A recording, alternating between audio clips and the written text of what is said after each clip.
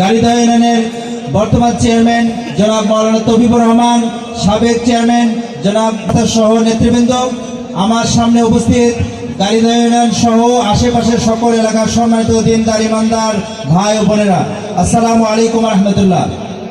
আমরা আল্লাহ রাব্বুল আলামিনের দরবারে এভাবে শুকর আদায় করতে চাই যে আল্লাহ রাব্বুল আলামিন আমাদেরকে দীর্ঘদিন পর উন্মুক্তভাবে বাংলাদেশ জামাত ইসলামের পক্ষ থেকে একটি তাফসীরুল কোরআন মাহফিল করার তৌফিক দিয়েছেন, সুযোগ করে দিয়েছেন। সেই মহান মাহবুদের দরবারে শুকর আদায় করছি আলহামদুলিল্লাহ। দরুদ ও সালাম পেশ করছি আমাদের প্রিয় নবী, বিশ্ব নবী হযরত মুহাম্মদ মুস্তাফা সাল্লাল্লাহু আলাইহি সাল্লামের প্রতি। সম্মানিত উপস্থিতি, আজকে আমাদের ইউনিয়নের যুব বিভাগের ভাইয়েরা অত্যন্ত কষ্ট করে এখানে আপনাদেরকে দ্বীনের কিছু কথা বলার এবং শোনার সুযোগ করে দিয়েছে। এই জন্য কি আপনার বেজার? আমরা তো সবাই আনন্দিত, কি বলেন? আজকে আমাদের অনেক ভাই খুবই কথা বলেছেন।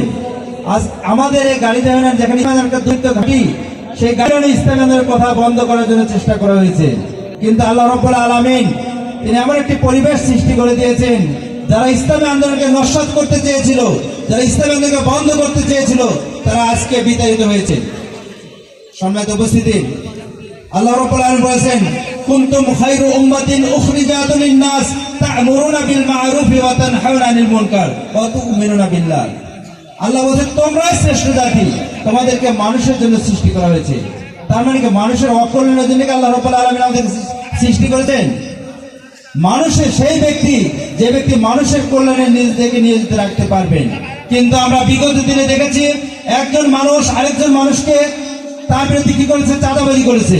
একজন মানুষ আরেকজনের বিরুদ্ধে সন্ত্রাসী কার্যক্রম করেছে। একজন মানুষ আরেকজন মানুষকে জেলখানায় নেওয়ার জন্য চেষ্টা করেছে। একজন মানুষ অপর মানুষকে নির্যাতন করার চেষ্টা করেছে। একজন মানুষ অপর মানুষকে হত্যা করে তারপর নৃত্য করেছে। এটা কি কোনো মানুষের কাজ হতে পারে? সম্মানিত উপস্থিতি, আমরা কি চাই যে আমাদের দেশে আবার এরকম কোন পরিবেশ ফিরে আসুক? আমরা কেউ চাই না। আগামী দিনে আপনি একটা জানবেন, যখন সত্য উন্মোচিত হয়ে যায় তখন মিথ্যা দূরীভূত হয়ে যায়। যখন রাত্রি এসে যায় তখন কি আলো থাকে?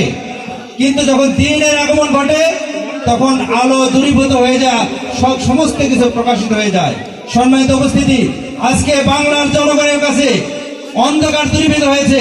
আমার বিশ্বাস এই বাংলার জনগণ, তৌহিদি জনতা যে পরিমাণে নির্যাতিত হয়েছে, যে পরিমাণে অত্যাচারিত হয়েছে, আর আগামীতে কখনো এদেশে অন্ধকার আসতে দিবে না।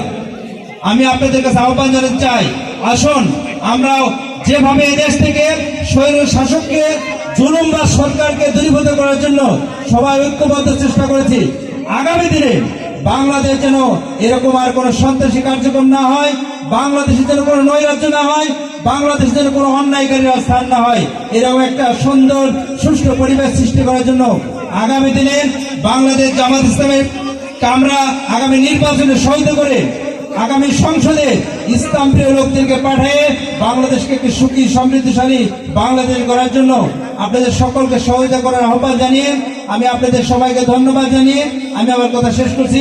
আসসালামু আলাইকুম রহমতুল্লাহ।